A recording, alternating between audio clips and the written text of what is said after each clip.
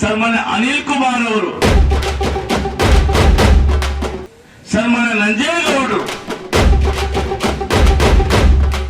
ಸನ್ಮಾನ್ಯ ಕೊತ್ತೂರು ಮಂಜುನಾಥ್ ಅವರು ಒಂದು ಪಟಾಲನ್ನು ಸೇರ್ಕೊಂಡು ಅವ್ರು ತೀರ್ಮಾನ ಮಾಡಿಬಿಟ್ಟಿದ್ದಾರೆ. ಪರಿಶಿಷ್ಟ ಜಾತಿಯವರು, ಪರಿಶಿಷ್ಟ ಪಂಗಡದವರು ಯಾವುದೇ ಕಾರಣಕ್ಕೂ ಕೂಡ ಡಿಸಿಸಿ ಬ್ಯಾಂಕ್ಗಳಲ್ಲಿ ಕೋಚ್ ಒಂದಲ್ಲಿ ಬರಬಾರದು ಅಂತೇಳಿ ಒಂದು ದೊಡ್ಡ ತೀರ್ಮಾನ ತಗೊಂಡಿದ್ದಾರೆ.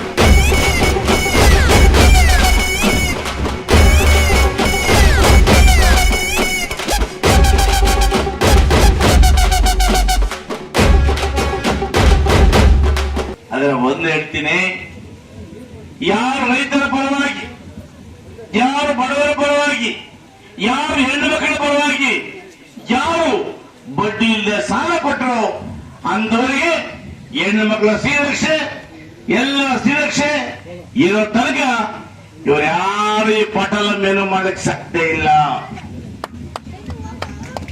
ಯಾಕಂದ್ರೆ ನಾವೆಲ್ಲ ಕೂಡ ಜನಪರವಾಗಿ, ಜನರಿಗೋಸ್ಕರ, ಜನರ ಮಧ್ಯೆ ಇದ್ದು ಜನ ಸಮಸ್ಯೆಗಳಿಗೆ ನೇರವಾಗಿ ಭಾಗಿಯಾಗಿ ಪ್ರತಿ ಗ್ರಾಮಗಳಲ್ಲೂ ಕೂಡ ಅಕ್ಕಂಗಿಯರ, ಅಣ್ಣ ತಮ್ಮಂದಿರ ಎಲ್ಲ ಕಷ್ಟಗಳನ್ನ ನಾವು ಆಲಿಸಿ ಇವತ್ತು ನಾವು ವಿಶೇಷವಾಗಿ ಬಡವರ ಜನರ ಪರವಾಗಿ ನಿಂತು ಕೆಲಸ ಮಾಡ್ತಕ್ಕಂಥವರು ನಾವು.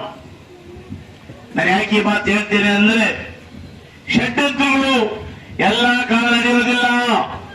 ಹಣ, ತೋಲ್ಬಣ, ದೌರ್ಜನ್ಯ ಇವ್ಯಾವ ಪರ್ಮನೆಂಟ್ ಅಲ್ಲ. ಯಾವುದೇ ಮನುಷ್ಯನಿಗೆ ಹಣ ಇರಬಹುದು, ಆದ್ರೆ ಹಣದಿಂದಲೇ ಎಲ್ಲ ಮಾಡ್ಲಿಕ್ಕೆ ಸಾಧ್ಯ ಇಲ್ಲ.